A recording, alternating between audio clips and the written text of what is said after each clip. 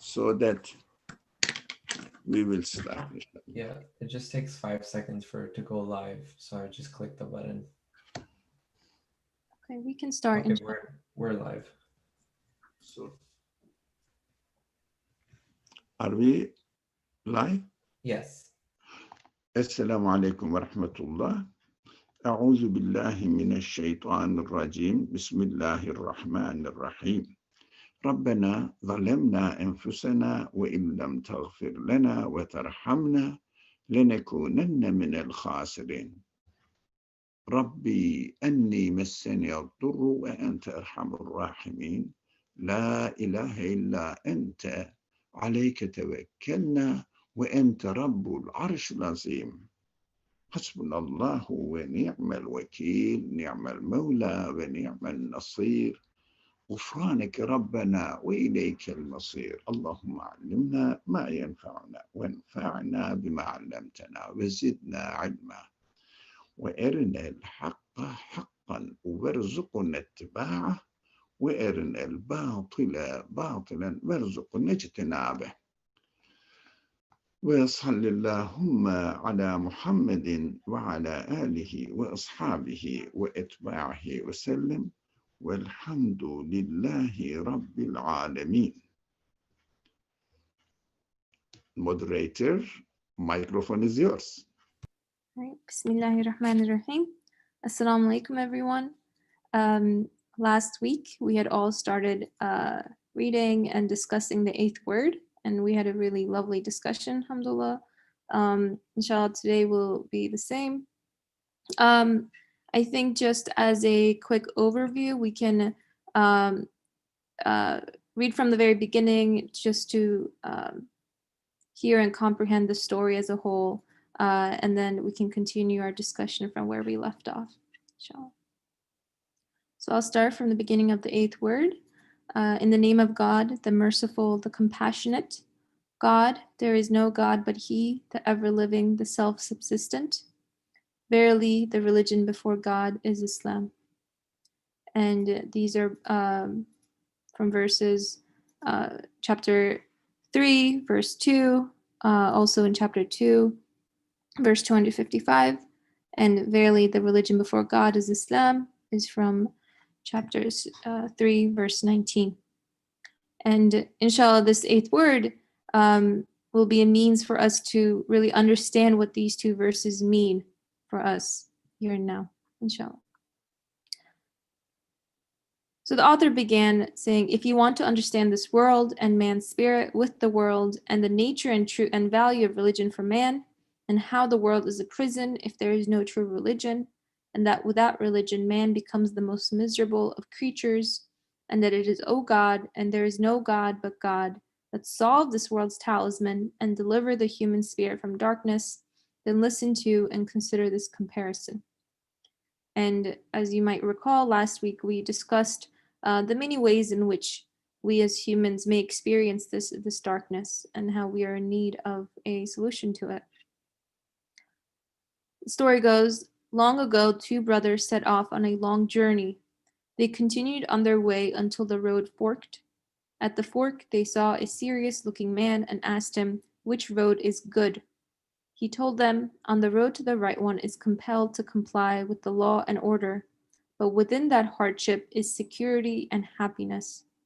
However, on the left-hand road there is freedom and no restraint, but within its freedom lie danger and wretchedness. Now the choice is yours. And again, pausing here, last week we talked about the way in which we may experience security and happiness within hardship. That sometimes the burdens that we may carry, like the examples given of a firefighter carrying all his equipment, offers a sense of security, and how hardship also reveals our reality of being needy and dependent on the one who has created us and is sustaining us, and how that vulnerability in feeling insecurity about our existence allows us to find the one who can provide us with eternal security and eternal happiness. Continuing, After listening to this, saying, I placed my trust in God, the brother with a good character took the right road and conformed to the order and regulations. The other brother, who was immoral and a layabout, chose the road to the left just for the lack of restrictions and for the apparent freedom, right? With our imaginations, we shall follow this man in his situation, which was apparently easy, but in reality burdensome. How the apparent lack of restrictions and apparent freedom on a superficial level may seem preferable, but within it is a genuine burden and misery for the human spirit. Thus this man went up hill and down dale until he found himself in a desolate wilderness. He suddenly heard a terrifying sound and saw that a great lion had come out of the forest and was about to attack him. He fled. He came across a waterless well 60 yards deep, and in his fear jumped onto it. He fell halfway down it where his hands met a tree. He clung onto it. The tree, which was growing out of the walls of the well, had 2 roots. 2 rats, one white and one black, were attacking and gnawing through them. He looked up and saw that the lion was waiting at the top of the well like a sentry. He looked down and saw a ghastly dragon. It raised its head and drew it close to his foot, 30 yards above. Its mouth was as big as the mouth of the well. Then he looked at the well's walls and saw that stinging, poisonous vermin had gathered round him. He looked up at the mouth of the well and saw a fig tree. But it was not an ordinary tree. It bore the fruit of many different trees, from walnuts to pomegranates. Thus, due to his lack of thought and foolishness, the man did not understand that this was not just some ordinary matter. These things were not here by chance, and that there were mysterious secrets concealed in these strange beings.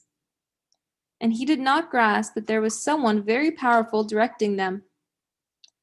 Now, although his heart, spirit, and mind were secretly weeping and wailing at this grievous situation, his evil, commanding soul pretended that it was nothing.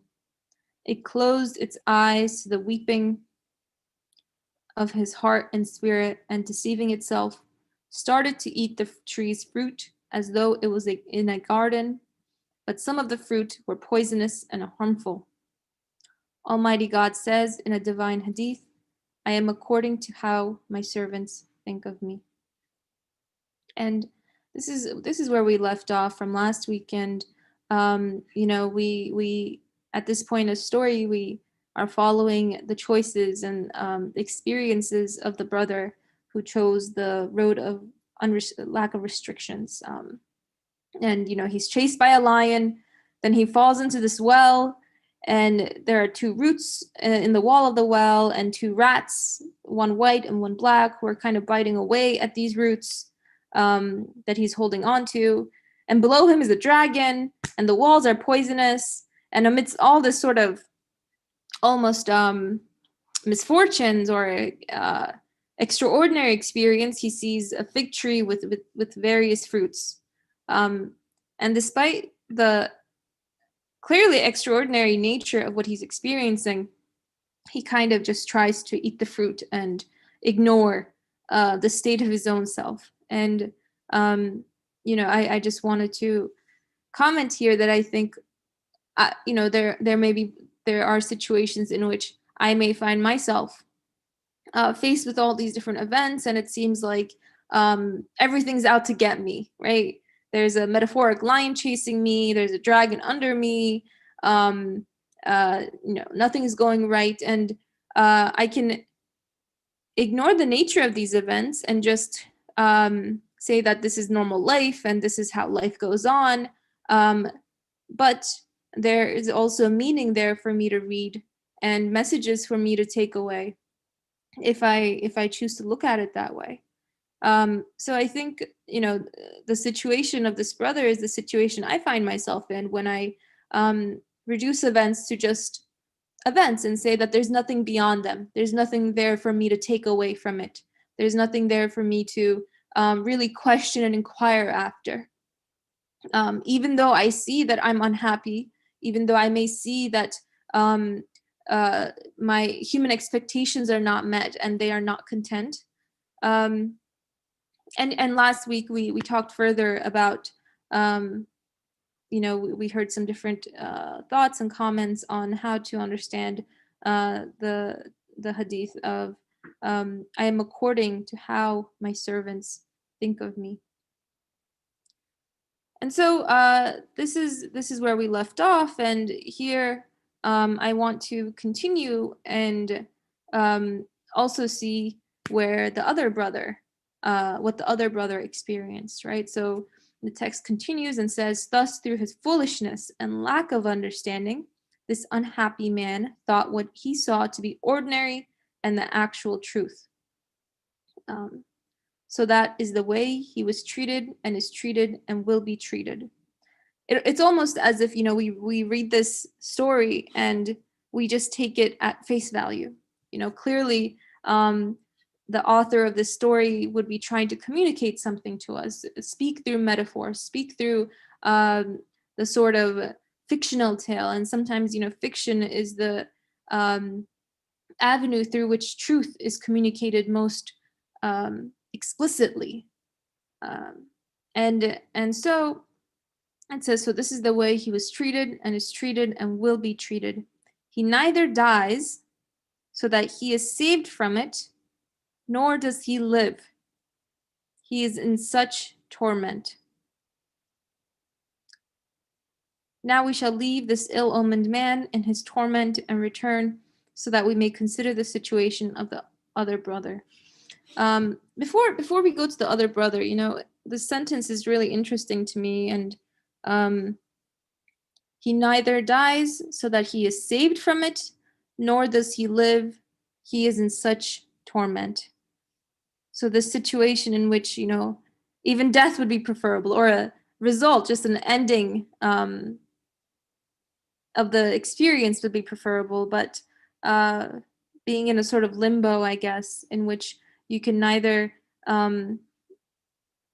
not experience something, you can't go into non-existence, but at the same time, you can't feel security in your own existence either. You can't enjoy pleasure or happiness within your existence either. I'm wondering, how can we understand this part of the story within our own lives? What are situations in which we feel that sort of torment, that sort of in-between position, if you will, where we're kind of stuck, I guess, literally being stuck between, a rock and a hard place. And so I'm genuinely just wondering if, anyone has any examples, real life examples that could make the experience of this situation that is being described a bit more closer to home, because I'm trying to think about how it would be applicable to me.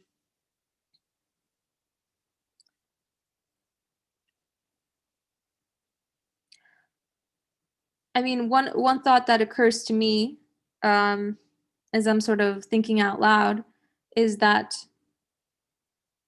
if I'm in a state of misery and I don't recognize that I have a source of existence, I don't recognize that I'm being taken care of, that I'm being given sustenance, right? I have apparently experienced a sense of apparent freedom because I don't feel like I have an owner, and so I don't feel like I have any obligations either to myself or to anything beyond me. But in that, I'm not happy because I experience things and I can't understand the meaning behind them, and life genuinely feels like a state of torture. I want to choose perhaps non-existence because that's what I associate not feeling, not experiencing anything with, but I can't really know what non-existence is either because all my reference points are from existence. At the same time, I'm living life, perhaps. I'm going to work. I'm going to school. I have my normal interactions with people, but at the same time, I don't derive any pleasure from them because I see that nothing is permanent, and my human expectations are constantly not being met in life. And so it's almost like I'm living but not genuinely living. And so this sort of just kind of existing and floating by almost. That's what this at least reminds me of. I don't know if anyone else has any thoughts. We don't have to talk about it now, but it was just, I just thought it was, this situation is something that feels very human, that feels very relatable, especially if one experiences that they have needs like being happy, like having their existence secure, but at the same time not having anything to anchor those feelings with, not having anything that can guarantee or assure me that they will be definitely necessarily met. Then I just live by in this state of despair and hopelessness. And you can live that way, but it's not a genuine way of living in the full sense, because it's just everything just has this sort of gray shadow cast upon it. And so I think what's being described here is a genuine human psychological state of being that I find really interesting. But yeah, we have a hand up by I might mispronounce this, by Jezbel. Please go ahead.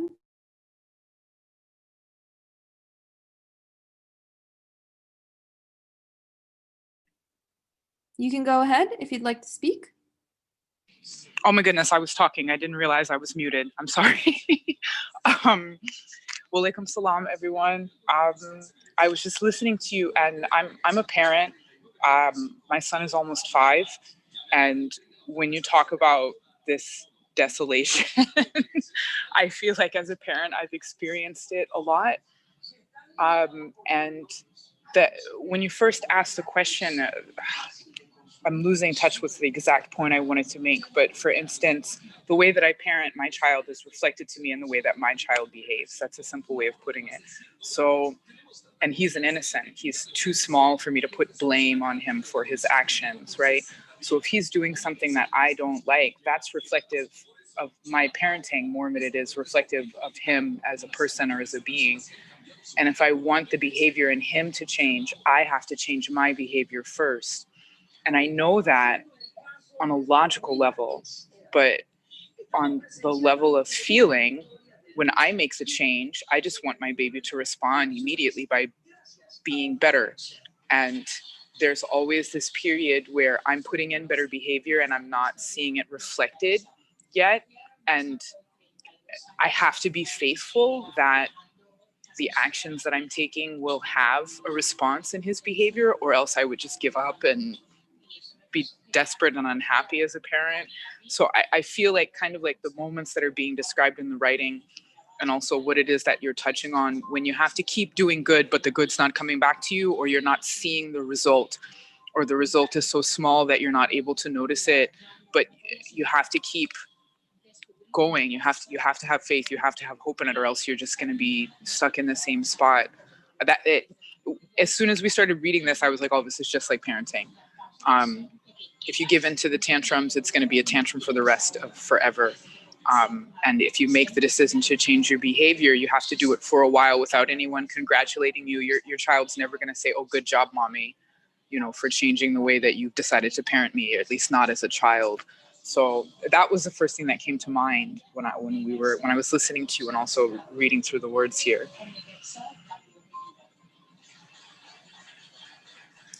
Thank you so much.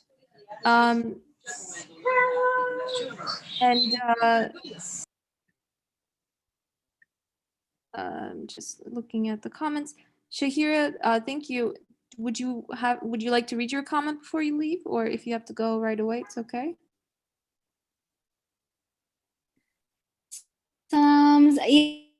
Yes, I can read. When you were mentioning about a time when you experience, what it's like to be between place. I feel like life that. Sorry, if my internet is not very stable. But I think life itself um, is just that, and we go from different phases of our lives and experience these different mental and emotional states. So our needs are never ending. So the story that we're discussing today, I feel is so relevant to everything that we go through. Yeah, thank you so much for sharing that, both of you. Yeah, I think in terms of the first comment, thank you so much for sharing, just the example of a parent and their child, right?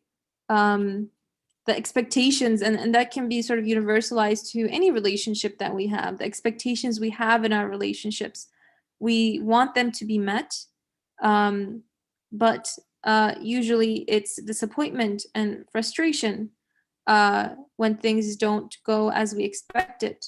And so I think, as a human being, we're constantly in some sort of relationship with our child, with our spouse, with our family, with our friends.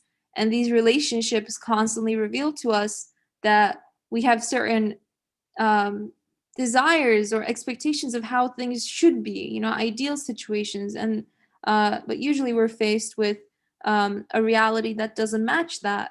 And how do we make sense of those expectations? How do we make sense of the human need, the vulnerability that's revealed in those relationships? Thank you. That was really helpful in just making it very practical for ourselves. And I think as Shahira also said, this seems like to be the nature of life as well, right? Because from one moment to the next, we're always faced with some sort of situation that makes us realize that we're needy, that um, we have a certain way of, we want life to be a certain way, but it doesn't take that route. And then we have to sort of reconcile why the reality that we experience does not match up with the needs that we find within ourselves. And that sort of, as sometimes we used to call it, in this class, beautiful contradiction, allows us to seek out the one who has given us such feelings and such needs, so that whomever has given it must also be the one to fulfill it in a genuine sense. I see that we have a hand up by Farah here. Please go ahead. Assalamu alaikum. I was given the situation that you have asked us to imagine ourselves in, or perhaps reflect our situations. One thing that came to mind is it may be true for someone, for us, that in ourselves we recognize that there is something, as you said, not genuine about the state of feeling being in despair and stuck or torment. We may have that realization. And when I say realization, I just mean it on a very basic sense, knowing that, things could be different. At the same time, I do want to sort of share that maybe that realization in oneself needs to be seen outside of themselves for that to turn into belief. So, for example, there are young people, 15, 16, whatever. That's the time when everybody's choosing majors or deciding what they want to do in life, et cetera, et cetera.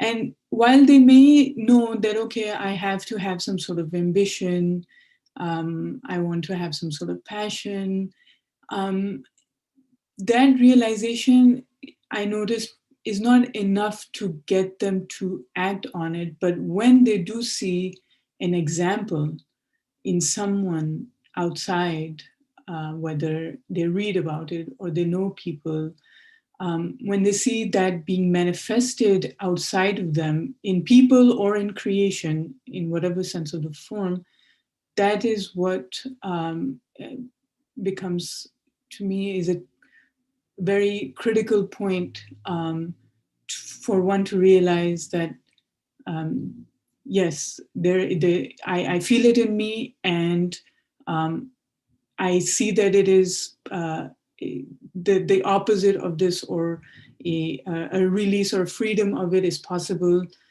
within creation, within the universe, and so it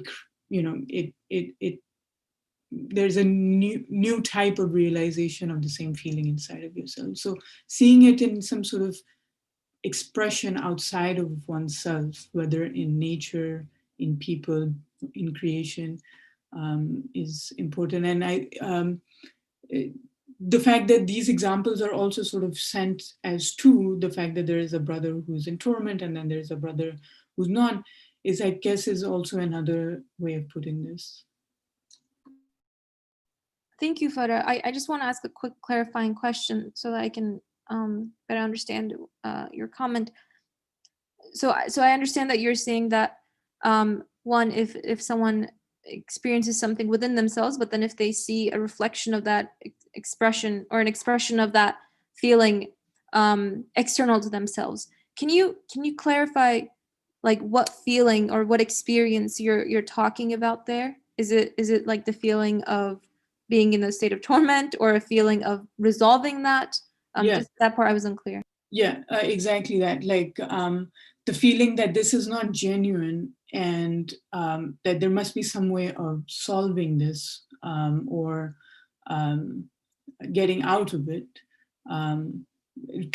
reconciling this state with your desire. Yeah, I think that's a really great point, Farah, and I think that's so crucial, right? Like just to give an example of myself, let's say when I was younger, in my teens and whatnot, and I felt a sort of sense of, anguish or just uncertainty and hopelessness about the nature of life and nature of existence.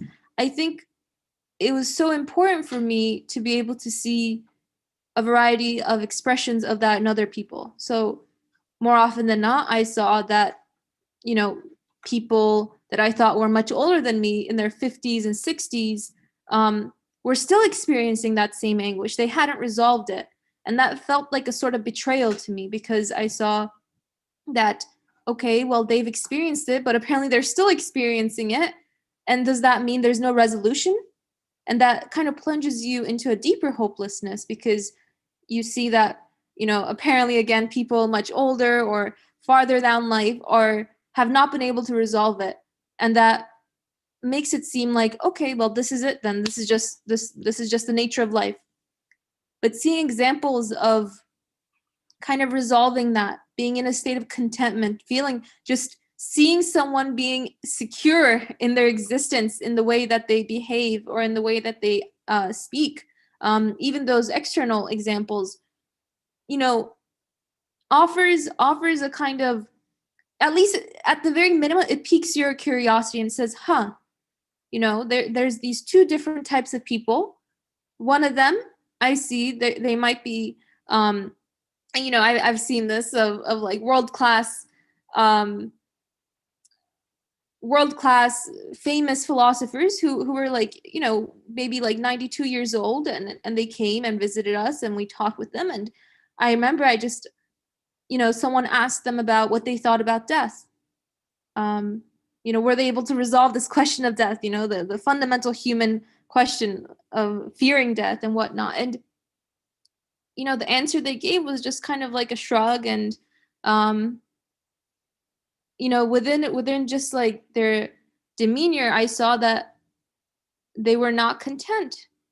And I thought to myself, okay, this person has spent their entire life, maybe substantially at least 70 years thinking about these issues, and all they can do is shrug.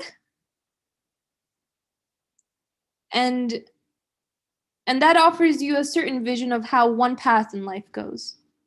And then, you can, if the opportunity is given, you can see other people who may have taken a different path, and you see a sort of contentment in them. And you see that they at least feel a sense of security in their own existence through the conclusions and the lines of thought that they've gone down. And that says to you, or at least it says to me, okay, well, this is an alternative path. And ultimately what happens to me is dependent on the choices I make, on the options given to me. But at least it shows you that there's an alternative, that life is not just despair and that's it. There's more. There can be more. There can be read more into it. And so I do, I think that's a really important point, that seeing how what we experience within ourselves is reflected on other people as well. And that, I think, in a very fundamental way can shape whether one has a hope or not, as they kind of continue thinking and continue experiencing and continue questioning. So thank you for that. Shahira has another comment in the chat. I think she's gone. She had to leave. So let me just read out loud. She said, I also wanted to say this story reminded me to look at the giver instead of the gift, the creator, the remover of the hardship instead of the hardship. So the story reminded me to look at the giver instead of the gift, the creator, the remover of the hardship instead of the hardship. And in doing so, I can start to see mercy in a difficult situation, for example, this pandemic. Hence the hadith, I am as my servant thinks of me, makes more sense to me, and every situation is an opportunity for me to grow in my understanding and belief. Yeah, that's a really beautiful comment. And I think, what I take from it is that these events that we experience, or let's say hardships that we may experience, they are reference points. They're meant to be referential. They're not just presenting what is there in and of themselves. They're gentle, if you will, like, if I'm a child, okay, and I'm looking for a piece of candy that I lost, and maybe it's right next to me, but I just don't see it. My mother might gently just shift my gaze, like take her hand and like shift my head to the other direction so that I see it. And that's kind of perhaps a strange example, but in the same way, these experiences can be reminders to shift our gaze slightly and see what the experience itself is pointing towards. So classic example, if I see a signpost that says, New York, that signpost in and of itself is not New York, but it's a sign, it's an indicator, it's a reference point pointing me to New York. And so happiness, feelings of compassion, feelings of love, things that I see as gifts, they too act for me as referential points that shift my gaze to the creator of them, to the giver of them. And hardship, I think, in a similar way, says, hey, read me beyond me. Don't just say, okay, well, this is life. This is the current state of the world, and that's it. No, read into me.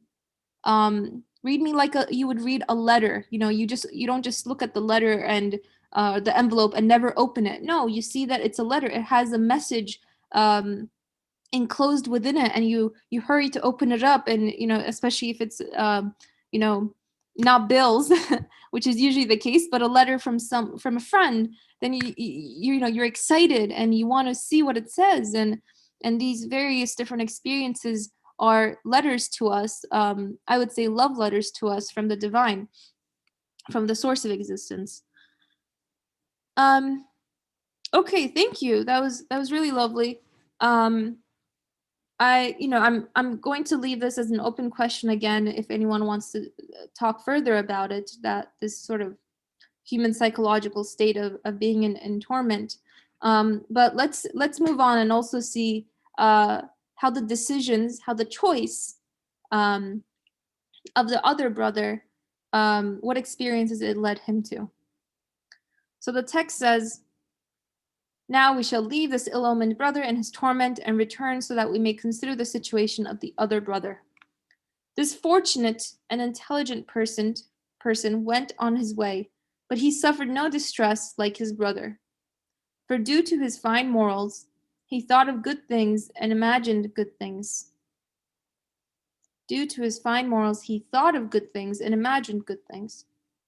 Everything was friendly and familiar to him.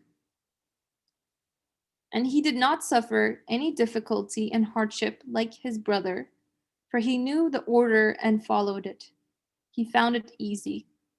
He went on his way freely and in peace and security. Then he came across a garden in which were both lovely flowers and fruits, and since it was not looked after, rotting and filthy things. His brother had also entered such a garden, but he had noticed and occupied himself with the filthy things, and they had turned his stomach. So he had left it and moved on without being able to rest himself. But this man acted according to the rule, look on the good side of things, and had paid no attention to the rotting things. He had benefited a lot from the good things, and taking a good rest, he had left and gone on his way. Later, also like the first brother, he had entered a vast desert and had suddenly heard the roar of a lion which was attacking him. He was frightened, but not as much as his brother, for because of his good thoughts and positive attitude, he thought to himself, this desert has a ruler, and it is possible that this lion is a servant under the ruler's command, and found the consolation. But he still fled until he came across an empty well 60 yards deep. He threw himself into it. Like his brother, his hand clasped a tree halfway down, and he remained suspended in the air. He looked and saw two animals gnawing through the tree's own two roots. He looked up and saw the lion, and looked down and saw the dragon. Just like his brother, he was seeing a most strange situation. He was terrified like him, but his terror was 1,000 times less than his brother's. For his good morals had given him good thoughts, and good thoughts show the good side of everything. And I want to pause just here.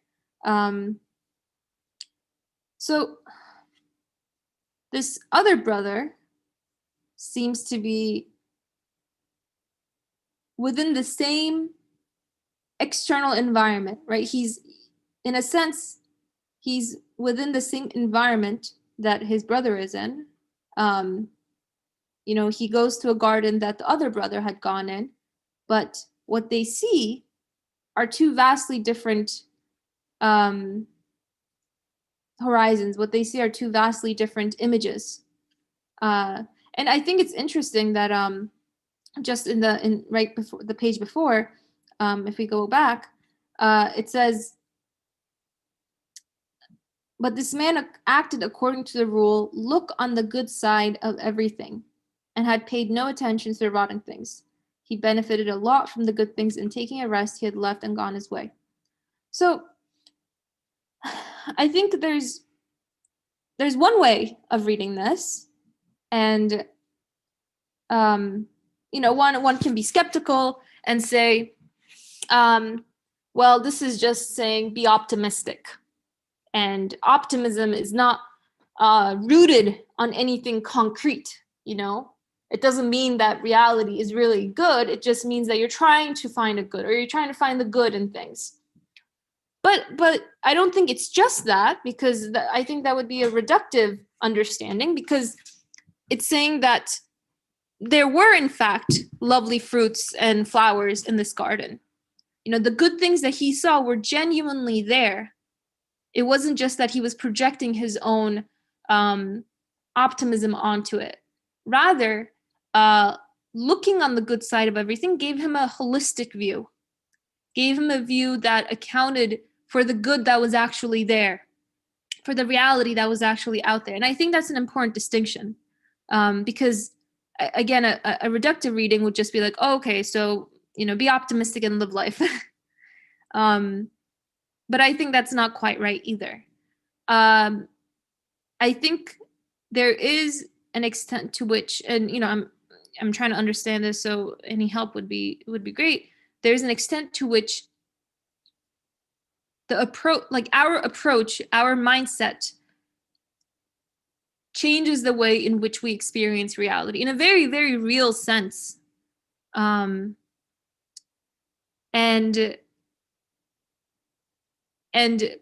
you know, he says, let me just look here again. Like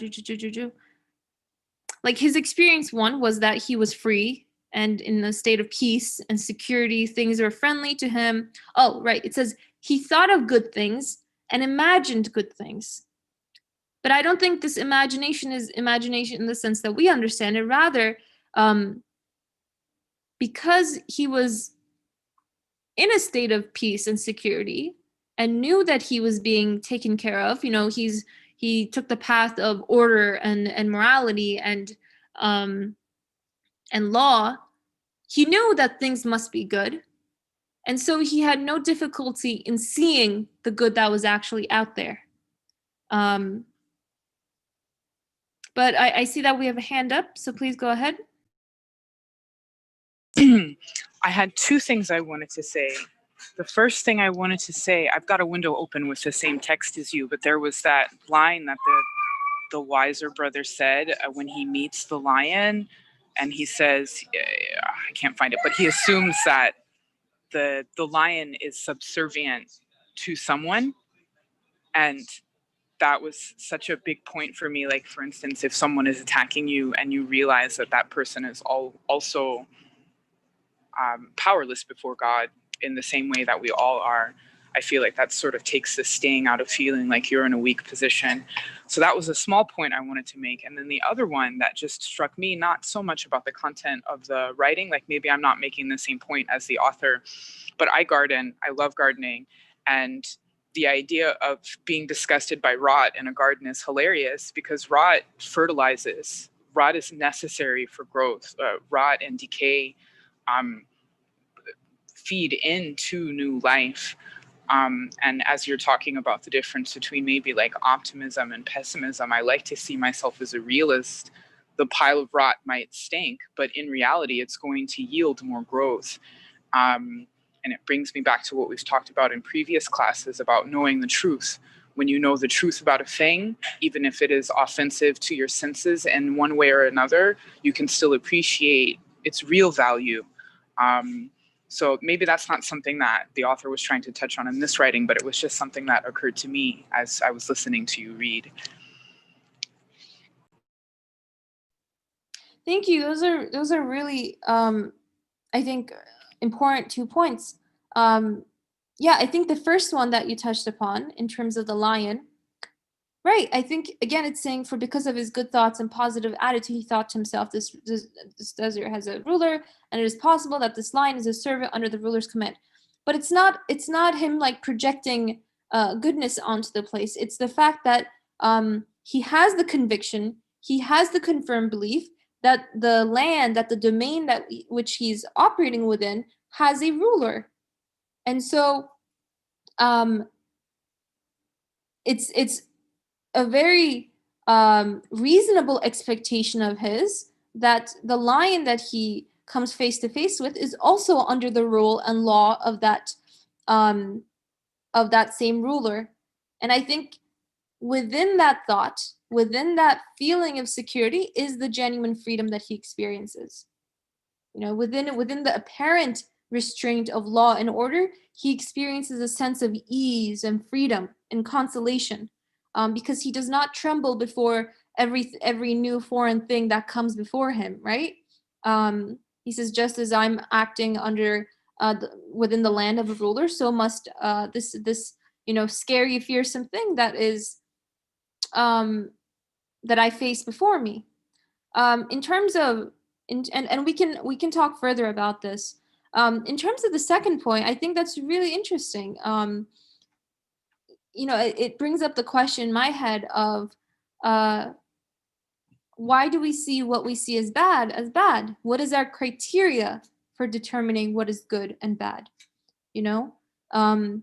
So someone might immediately see rot and be like, oh, this is bad. but someone like yourself who has knowledge about what it performs, the function it offers within a garden, may say, no, this is a good thing. This is a necessary thing. This is a necessarily good thing. And so I guess being careful about why it is that we see certain things as bad.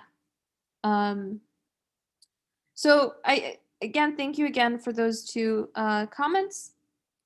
I see that we have another hand up. Syra, please go ahead. Yeah, assalamu alaikum, everybody. Syra here. I'm a mental health therapist here in New England area. And I really am reflecting on all the reflections that you have had shared, Dr. Ali Marmar and the brother and you yourself. I think there is a lot to say about the cognitive affective paradigm here, that for us to extrapolate in an abstract way why our destinies are the way they are, and the willpower that God, quote unquote, has given us. Unfortunately or fortunately, in some way or the other, a more attuned human mind, or a mind that is compelled to making sense of adversities in life, whether they are deep personal losses or deep secondary losses, or multiple losses at a time, and then illnesses that come on because of either grief or just a coincidental timeline where a person also gets beset by life-threatening illnesses. The will of God is not something for us to psychoanalyze. And that's where I have a trouble with understanding. We all know, go back to the basic fundamental question. In my field, I see it all the time. Doctors and surgeons see it all the time. Despite the best of the best care, ultimately somebody has to cross the door of death. And Allah Ta'ala tells us in Quran that to you and to me and to everybody, all humans, to me is your return. I will tell you what you used to do. We will show you what you sent forward. Then that means that preparation for dying mentally is the biggest single most difficult thing, because we are so attached to the earth. We are so attached to the processes of having bonds with family members, familiar home and work environments, schools, communities, our lives, right? And so when you see somebody grappling with deep personal losses, irreversible losses, albeit temporary, God willing, that we all see our loved ones in Jannah again forever and live in God's eternal peace and light. But until then, our struggles are very much very human. The human condition is bound by this time and space confinement called Earth. And only invisible world is going to, break free the soul from the body. It hurts. It is tormented mentally, emotionally, physically, until, like the Hadith goes, until a mu'min or mu'mina walks through this earth free of all their sins. Now, very briefly, I'd say all of the religious dialogue and reminders, whether they are Hadith-based or whether they are Quran-based, words of Allah subhanahu wa ta'ala, versus our own educated qiyas, all of that together sometimes is not enough for some people, let's say, who have gone through extreme, long time war zone disasters and losses, or very long illnesses and, extreme pain, or so many losses in such a small timeline that they can't even process one of them because the other one just keeps coming at them.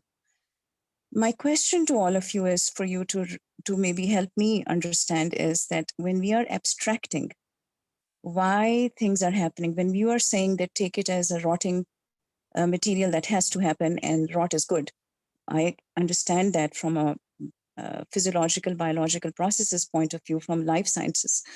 But I don't quite understand it from the point of view of my loved one is decaying in his or her resting place, right? There, I can only say, Allah Ta'ala, you take care of their body and their soul until I meet them again, right? Then the other thing is whether we are dealing with, let's say, our own self-inflicted or just by default growing mental space that gets totally overwhelmed and exhausted by so many questions and so many assurances that we are asking ourselves, why am I so powerless? How come I couldn't save someone? How come I'm ill all of a sudden? I'm not that bad of a person. But yet there is no answer. So my dear husband used to say, Saira, the teacher is always silent when the test is going on. I lost him last year at age 42, 11 months, suddenly while I was working at my private practice. This year, I got diagnosed with appendicitis, then colon cancer that traveled into my bladder. And I had a huge surgery on October 6th, and now I'm recovering, getting prepared for chemo. A time came in my life when my practice went down in the last 1.5 years that I said, God, couldn't I have helped so many people? In 10 years, we didn't get blessed with children. How come my husband you took, and now you have put me in a situation where I am physically ill to a point where I'm actually learning to remember you more, because I don't know when you're going to call me back home too. And my dear parents, when Dr. Ali Marmar was talking about parenting, every iota of my being praised for them, because they're taking care of me in my 40s. And, so where God takes, he gives a lot. He spares a lot. The biggest conundrum that I face is seeing God in a positive light right now. And I'm not saying that, God forbid, my iman is in danger, but I'm just saying that despite all my education, despite all my sense of gratitude and humility for Allah, I struggle. That why? And so the same human being that went through school to help others mental health wise, why I have to take a break from my work? Because that is the only other purpose I have in my life, because my husband isn't there. And secondary losses are not big deal. The house that he just built, or we had dreams to travel, or we hope we'll get blessed with children. Quran answers that. I give to anybody who I want children or not. Or, I give life and I give death. Answers are already there. There is no abstraction. But we are the one who are beset with our mental space, trying to make our emotional memory get a little bit of that neutrality that we need to sustain ourselves through the losses and through sudden diagnoses that could, stare us in our face and say, hey, you don't have no power. You think you're something? You think you're going to stay here forever? No. So I find hope in little things and happiness in little things. My little newborn nephew, or my cat, or the fact that my mother makes me food when I should be the one helping her feel comfort. My dad looking at me and asking me, how's your temperature? So yes, that's why Allah says that relationships are important. And while people are alive, be kind to them, because then you will have regrets. Or that's why we have to abstract, I guess, like we are all trying to put our heads together through this parable that we have on the screen, that one brother is looking at it from a blessing point of view and enduring the pain in a positive way, whatever he's facing. And the other brother has a very despaired sense, internalizing everything as if he's the victim, or he's abandoned by God, or there is nobody else who can somehow or the other redeem him or give him that level of peace that he needs while he's experiencing the pain that he's experiencing. It's not about when the pain is relieved and when we are gone to God. It's about here and now that is difficult. And, I say that I am still mentally educated enough to make sense of this, that I need to draw upon Quran's reminder that be patient, that Allah Ta'ala is with the patient. And at times between all of my post-surgery healing process, when I have so much going on with me between medical reactions with medicines, or just in general dealing with the recovery process, I say, why God? And then there is no answer.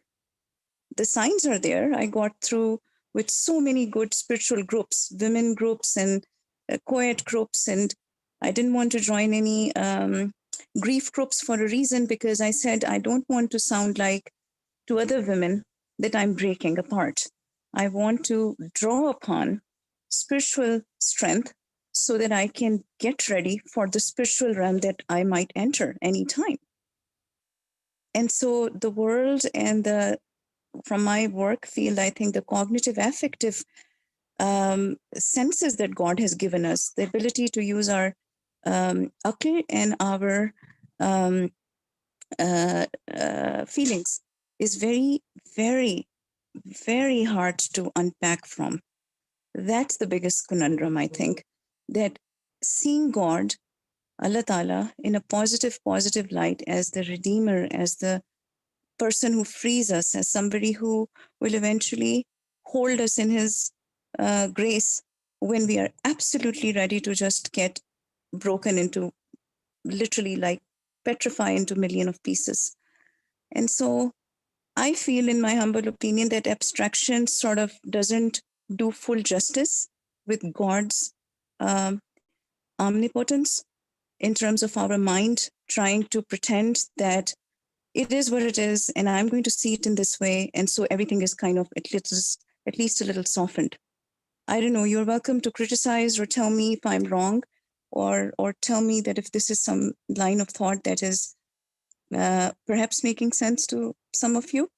But I find that if we just were to abstract everything about God's will and say that, I'll endure it, we are missing that part of that God himself has emotions. God himself has a feeling of disappointment in people, that, he's Ghani, but he's also someone who gets upset. He's also someone who is very merciful. We are unable to forgive ourselves, and we are unable to make sense of our lives and our helplessness. And that's why I think we fall towards seeking some sort of an explanation where both the reminders from Quran are helpful, and in some cases where we are trying to just gasp for breath, and when we are in the most vulnerable of our states, with losses or with illnesses, or just in general having a weak iman, that we look towards answers. And my concern is that we don't get into silos, and also don't get into self-doubt because of these abstractions, and also that we don't become sounding boards, when God's reminders are there, and we need to see and fully absorb the way we are feeling illness and loss, that it is exactly that. I cannot sugarcoat it. Thank you so much. Please let me know if I'm wrong, or if you think that this is something that can be adding to your sense of how I'm viewing things. Thanks.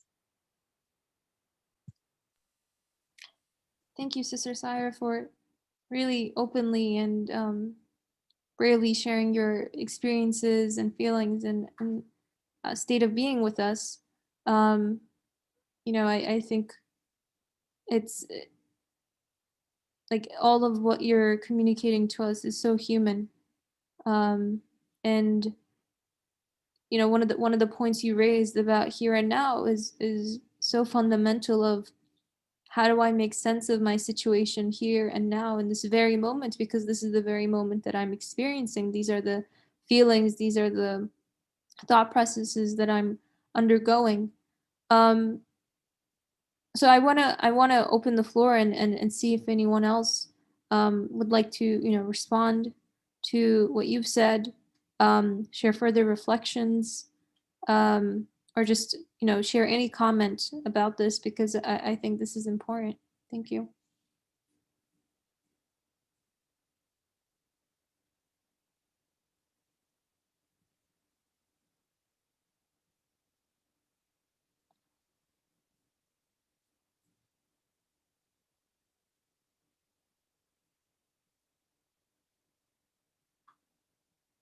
Okay. All right, if anyone wants to make a comment on this, please feel free to raise your hands. Yeah, please go ahead. Just very quickly in response to what Sister Saira was saying, very touching. And I loved hearing her speak because I have also lost a number of people in the past 5 years. And the feeling it leaves you with sometimes does have you, me in particular, not, it, you know, death does something to us as human beings. We're not good at it. I feel like no matter how old you get, no matter how many people you lose, someone dies and it feels like it's your fault. It feels personal. It feels all these different sorts of ways. But Sister Sarah said while she was speaking that after losing her husband, all she could do was pray. And I feel like that sort of is the fertile growth that comes out of the rot, like what I was mentioning. I saw this great quote on Instagram. I can't remember exactly how it went, but it said something along the lines of the dunya will continue to hurt you until you let it go and cling only to Allah Ta'ala. And I feel sometimes like these heartbreaks that happen in the real, where you're sitting there like, how am I supposed to find any joy in this? And all you can do is go to dua and prayer and turn to Allah Ta'ala. I feel like that is the answer to the question. Admitting your subservience, admitting that not even children or your partner can do for you what Allah subhanahu wa ta'ala can do. So that was what just came to mind when I was listening then.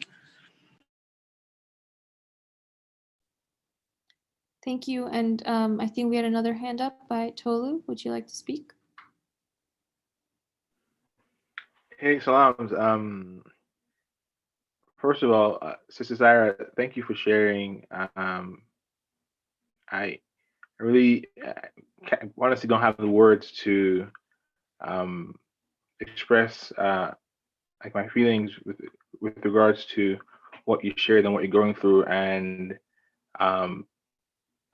you are my prayers, and inshallah, healing is on the way. I also wanted to say that your question is a question that I also have.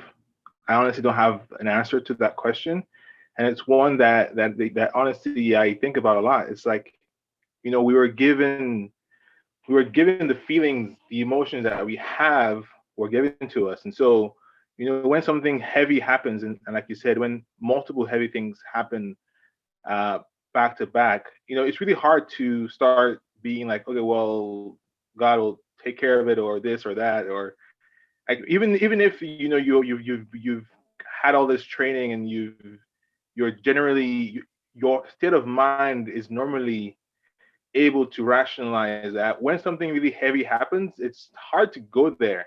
It's really hard to go there, like physically, emotionally, you know, like, you know, the body changes when grief is happening. You know, it's really hard to even to get up, to stand up, to do anything. And so to start thinking that, well, you know, God has a bigger plan or this or that, it's really hard to get there. And so I honestly have the same question that you have. I think you put it in a lot better way than I could put it. But that question is a real question, and it's the one I've had for years, honestly. No, thank you so much. Yeah, no, thank you, sister. Thank you, brother. One thing I would say is that one of my friends in Ireland, she's a doctor. Her husband is a doctor. When I told her, she said, "Oh, Syra." And I said, "Well, what can you recommend me?" She said, "Go and watch Yunus Emre." And I will highly recommend that Turkish drama, a series recapturing a Qazi who's a teacher, a spiritual teacher, then guides him to become a lot more humble to Allah subhanahu wa ta'ala. If you guys would want to watch the Yunus Emre series, it has a lot of episodes. Please do watch it, because the translation in English and the dialogue between the teacher and the student, this Qazi, Yunus Emre, and his teacher, is amazing, because it tells us so many secrets about our relationship with Allah. My husband always used to say, "Hey, Syra, you're going to have to read your prayers yourself, because our kaburs are going to be different. So your accountability is alone and mine is alone. There, as your husband, I can't help you. I can pray for you, but I cannot pray for you," right? So I'm recognizing that we as souls, like Sheikh Hisham's Mahmood's lecture I heard on Celebrate Mercies some time ago, and he said that we are spirits on a human journey. Don't be fooled by saying that you are a human here to stay. And the body shell is just a shell. Allah subhanahu wa ta'ala gives the soul a cover. And exactly that is listed in Quran, that when the cover is removed, the eyes will see more sharply. You know, your basirat will be totally different in the realm of the spiritual. And whether it is consciousness or spirituality or quantum physics, like Dr. Uh, uh, Yasmin B so elaborate so elegantly. I'm recognizing more and more amongst ourselves, very ordinary humans. If we look back to our prophets and their families and women, Mary, Hazrat Khadija Raziallah Ta'ala Anha, Hazrat Fatma Raziallah Ta'ala Anha, all the other women, Asiya, you recognize how much pain and they endured, and they were dear to Allah. Then who are we to complain?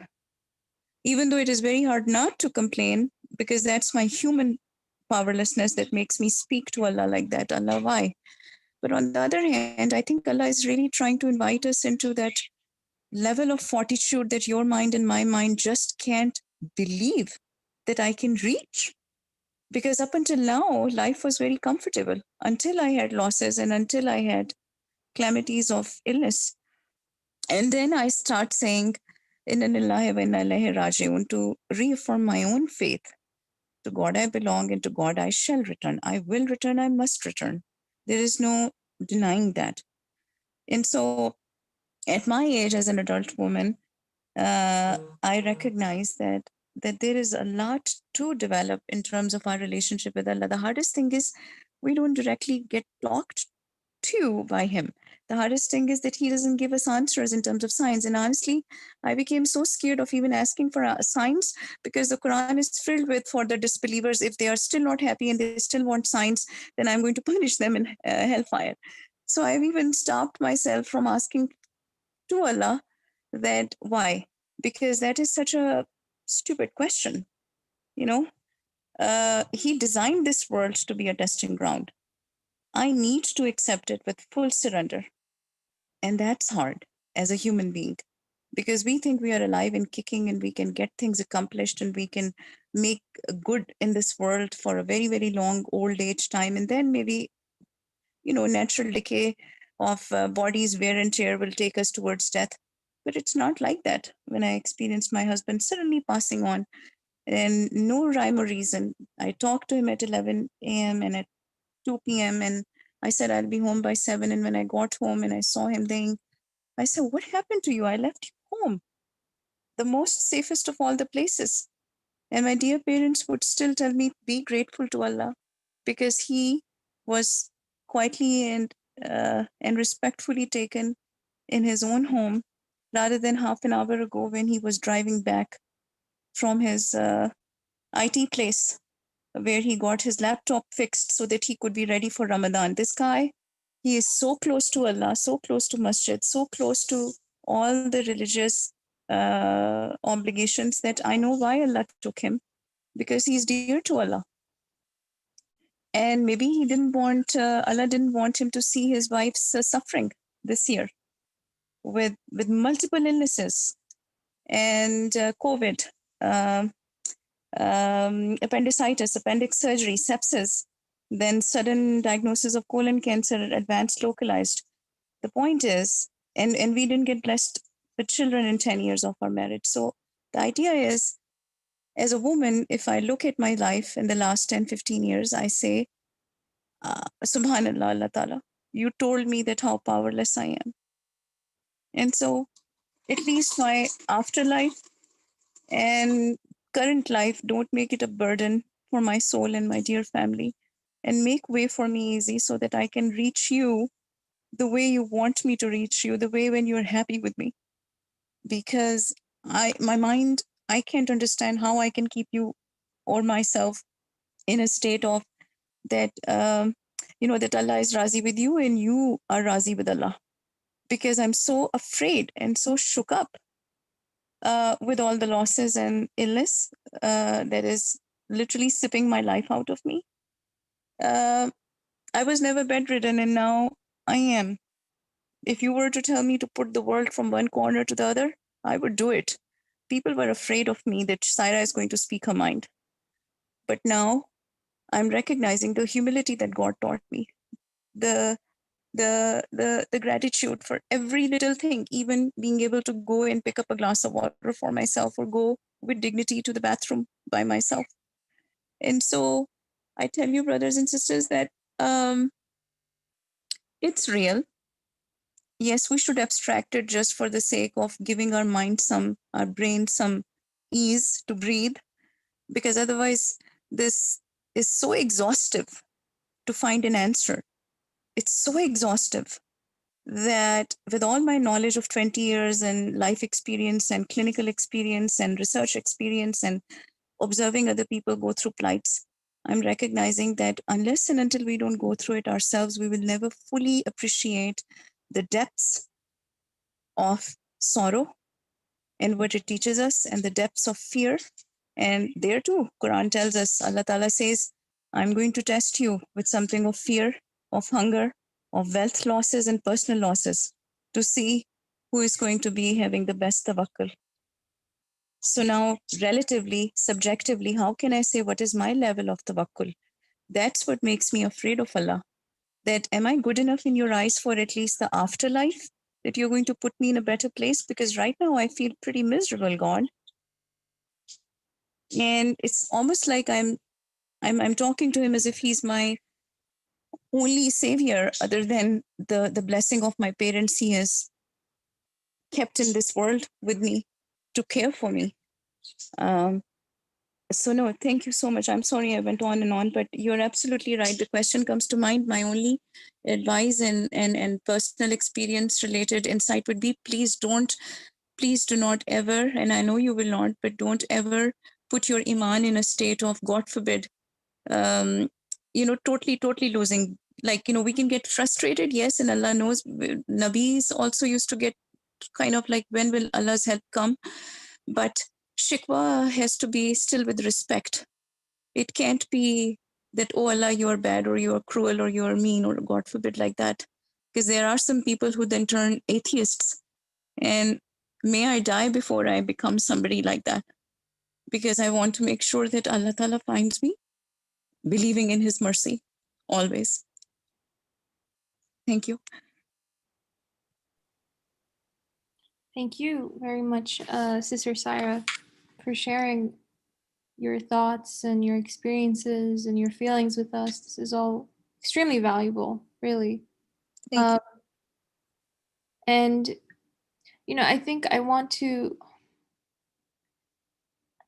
I was looking at the text again, and on the first page of the 8th word, it says that the first the brother with a good character who took the right road and conforms to order and regulations, he says, he begins with, I place my trust in God, right? And this is something that most of us, I'm sure, are all familiar with, the phrase of tawakkaltu ala Allah, right?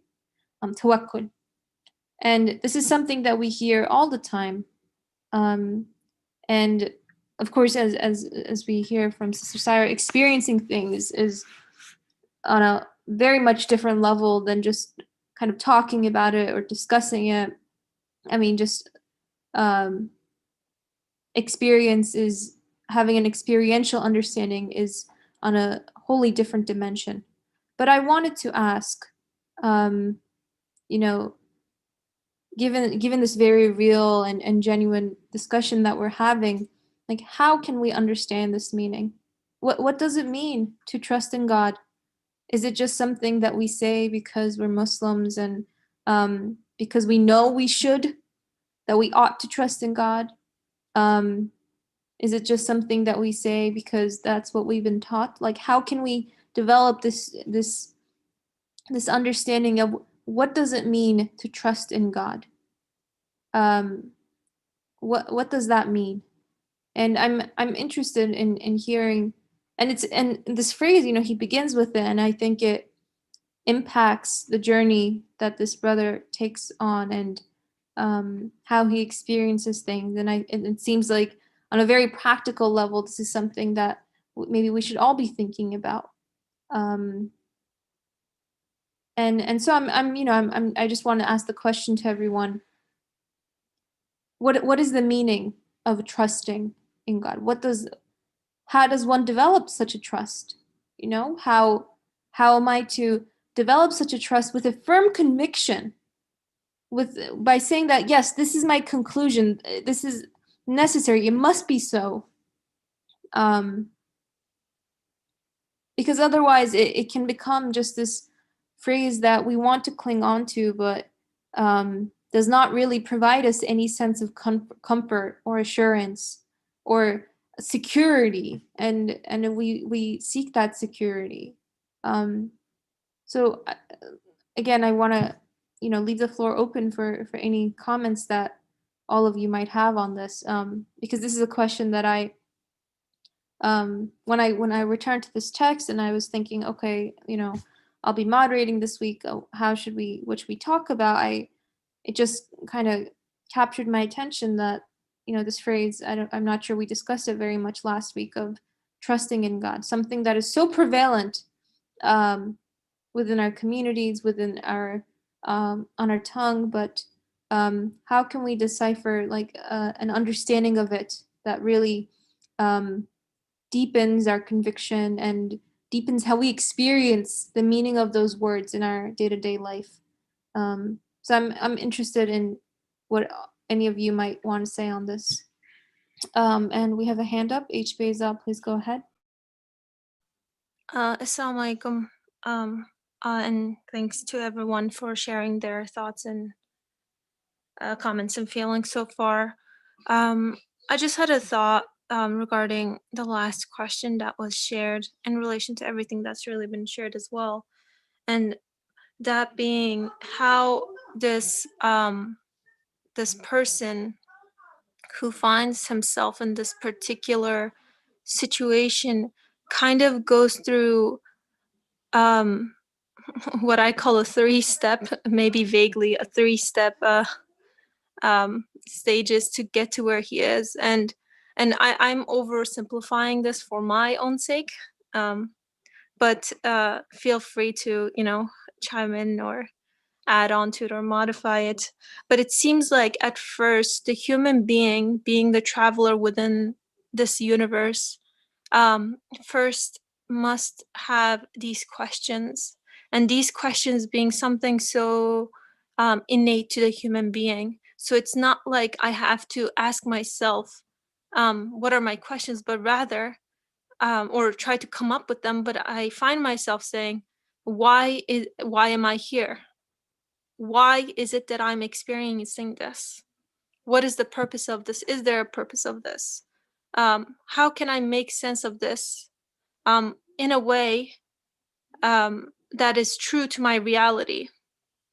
So I think first and foremost, like finding myself within existence being something so wondrous and so weird, and then asking all of these questions in a genuine way, because I don't need to force these questions, they just come naturally to me. They're in a way within the way that I've been programmed.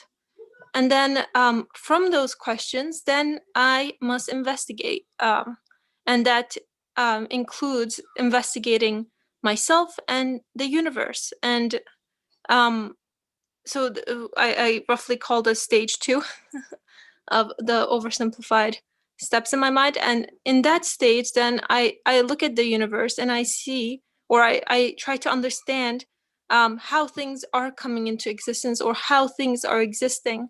Why is it set up in this way? And what sort of message or meaning am I or can I receive from the way things are set up? For example, the things that I need the most for my physical existence are most abundantly given to me. There is never an instance where I am asking like, I need air, it's always so mercifully given to me that I don't even think about it as almost a need.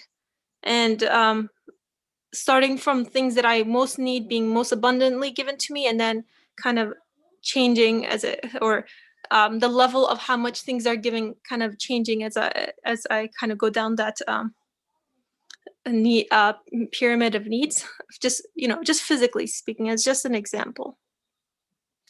And in that process, and I think each step is key in its own way, but trying to understand the qualities, because that is what I can understand, the qualities of the source of my existence. Is it merciful in the way that things come into existence, or in the way that they exist? And am I part of, like, there's an order within the universe? Nothing seems chaotic. Everything seems to be acting according to this a perfect sort of order that's coming into existence, and things are being taken care of. Things that are weak, when a baby is born, it's given it's whatever it is needed, as it needs it. If the baby is sick, the mother's milk will change according to the needs of the baby, for example. So there's like a lot of examples that I can draw from the universe itself, pointing to the sort of qualities that the source of the source that is giving existence to it must have. And I'm breezing over this step, but I think the human being kind of it's not like a step 1, step 2, steps 3 sort of thing, but we're always kind of going through all 3 steps at once, and it's always a journey of further and further furthering oneself in their consciousness of their reality. And then the third step, although it's not necessarily chronological, but I think all like simultaneous at the same time, is this sense of love this person in this story develops for their creator. So my initial question was like, how does this guy go from finding himself in this bizarre situation, go to a state of saying, I surrender, and I'm here, and I'm aware, and I'm your servant, and I love you, and like this sense of trust, right? And I think what I've roughly labeled as step 2 about questioning the universe, finding that evidence for myself, then inevitably leads to a state of trust, because I cannot trust someone or love anyone without getting to know them first. Someone can tell me how great and trustworthy someone else is, and I can say, that sounds nice, but I cannot really truly develop a sense of love or compassion or trust for that person unless I meet him or her for myself, and I develop some sort of relationship. So in order for me to have this sort of relationship, I have to be, or develop this sort of trust, I have to have a relationship. And in a way, my existence right now is my relationship with my creator. At every single moment, it's telling me something. It's saying, look, I've not left you, but I'm here training you I'm training you, and so that you may get to better know me.